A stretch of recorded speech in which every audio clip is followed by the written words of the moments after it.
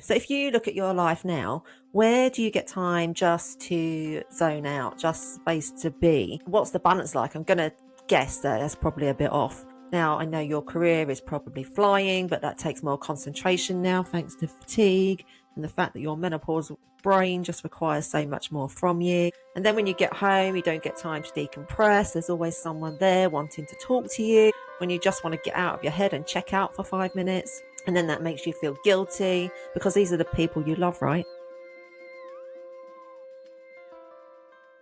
When was the last time you truly had space? Where no one needed anything from you, when your mind wasn't racing ahead to the next thing. The real challenge of menopause isn't just the symptoms, it's how little mental bandwidth you actually have to deal with them. I know that you're already carrying so much.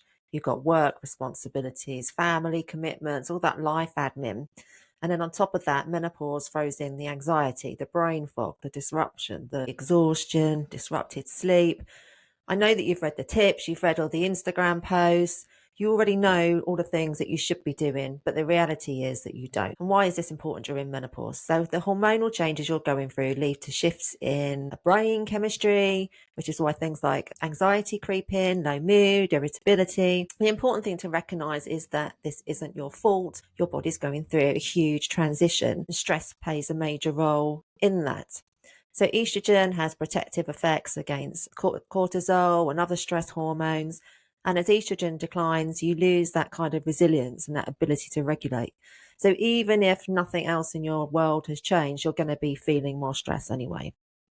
So add in that balancing work, the family commitments, and you're going to be feeling worse. Now, your adrenal glands are able to produce a weak form of estrogen to help offset that. But when you're chronically stressed, they're unable to do that because they're having to prioritize your stress hormones. So it's really important for us at this time to focus on stress management. And in today's episode, I'm inviting you to look at that through the lens of space and privacy. So what could this look like in reality for you? So if you look at your life now, where do you get time just to zone out, just space to be? What's the balance like? I'm going to guess that that's probably a bit off. Now, I know your career is probably flying, but that takes more concentration now thanks to fatigue and the fact that your menopausal brain just requires so much more from you. And then when you get home, you don't get time to decompress. There's always someone there wanting to talk to you when you just want to get out of your head and check out for 5 minutes. And then that makes you feel guilty because these are the people you love, right? You might have a bit of time before bed and you have this idea that you're going to read that book that you bought but never got around to. But all you actually end up doing is doom scrolling on your phone, which you know does nothing to help you switch off, but at least it's another distraction. So here's the truth. I know that there's nothing groundbreaking there, that you actually know all of these things. It's not that you need to know more. It's about putting these things into practice and making them all work for you. And I see this all the time. The women I work with, they come to me because it's not because they don't know what to do, but because they're completely overwhelmed by too much information and there's no clear way forward for them. And let's be completely honest, sometimes when someone hands you a plan, a ready-made plan, a checklist, or a set of rules for you to follow, you secretly want to rebel. You don't want to be told what to do. So you self-sabotage, you resist, or you do absolutely nothing at all. You blame the plan. And when you're kind of stuck in that cycle, progress is going to take you twice, 3 times as long.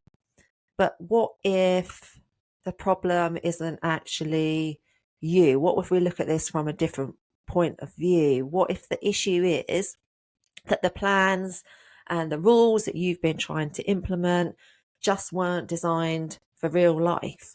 They weren't designed for your life. So creating space, how is that important to supporting you and your experience of menopause? So menopause, I know, can feel completely overwhelming sometimes.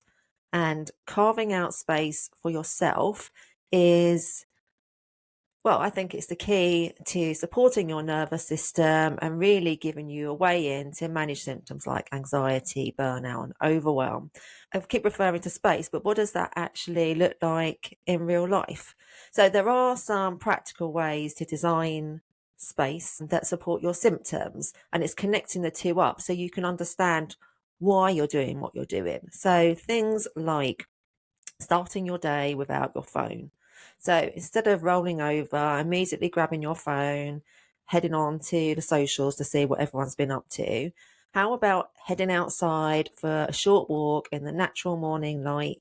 And this simple habit really supports your circadian rhythm, which improves your sleep quality. We know it reduces anxiety and it will help also boost your brain function. So there is research that I could point you to if you wanted that showed that 30 minutes of moderate exercise, so something like brisk walking, can help with decision making into the afternoon. And if you're suffering with brain fog and fatigue, those kind of symptoms, and those sort of things are really going to make a difference to your life. If 30 minutes feels too overwhelming, try walking snacks in a day. I do this, so breaking it up. So like short bursts of movement, like 10 minutes, 10 minutes in the morning, 10 minutes after lunch, 10 minutes after dinner, are really helpful. But again, to create that space, don't kid yourself that putting on a podcast and listening to that is space. I want you to get out there with your thoughts, with your breath, and see how having real space actually clears away the fog and helps you process maybe some of the stress and emotions that you're feeling. Now, breathwork's my favorite. So breathwork is a direct way for you to tap into your nervous system and help regulate yourself. So I think the thing is to help notice when you're stressed. So feeling if your shoulders are tense, if your chest feels tight, if your jaw feels tight, if your breathing is shallow in your chest, you're maybe in this like low level stress response that's really going to be exacerbating your symptoms. So I have lots of other episodes with some guided breathing practices, but things I think if I just give you these couple of pointers for you to check in at various points in the day will be really helpful. So like things like relaxing your shoulders back and down, letting your belly go, soften your belly, and your breath will naturally drop down to become that more natural belly breath that helps to regulate your nervous system. And the thing is, when your nervous system is in that nice rest and digest state, it improves loads of other symptoms as well that you wouldn't even think of. So things like constipation, bloating, kind of IBS flare-ups. So just by being in that more rest and digest state, your body can work more optimally and help your hormones do what they should be doing. And then when it comes to the evenings, designing your evenings maybe so you can get better rest. So if, like I said earlier, maybe you have all the good intentions to go and read that book, but what you actually end up doing is getting on your phone and doom scrolling. You know that's not good for you. So get the book out. Have boundaries that tell your partner, tell your children that you're going up to the bedroom, I don't know, at 9 o'clock, and that is space for you. And it needs to be a routine, a habit. So your body begins to learn the cues that we're winding down now. And getting you ready. So again, tapping into those rhythms, your natural body rhythm. So working with your body, not against it. I alluded to it there about boundaries and having quiet time. So this is something that comes up in almost every conversation I have, how overstimulated you feel by constant noise, the obligations on your time, and interruptions to what should be your time. So carving out these quiet moments can be a game changer for you. So like 10, 15 minutes of not thinking, of complete stillness, of not tapping into another thing. So no screens, no talking, just being present. And you need to communicate that, like I said, to the people around you so they know that this is your time, and that how much that helps you. And that could be something like just sitting down with a cup of tea. If the weather's like it is today, with the sun out, you can like be looking out in your garden, hear the birds singing. So these small breaks give you that reset and help you show up better in all the other areas of your life. But this brings us right back to the beginning. So There's nothing new there. I'm sure you've heard all of this before. You have the information. You know what to do. The issue is making it work for you when you feel like you don't have the mental capacity to make it happen. And this is where my coaching comes into its own. I don't hand out one size all plans. Instead, I get to know you. Like, my superpower is being able to laser in onto the small day-to-day things that you don't really think are important, but are actually keeping you stuck. The feedback I get from the women I work with is they are blown away by how simple the changes are, but how much better they feel as a result, and by the way we work together to implement that. So the work I do, the coaching I do with menopause, it isn't about willpower. This isn't about having to be disciplined.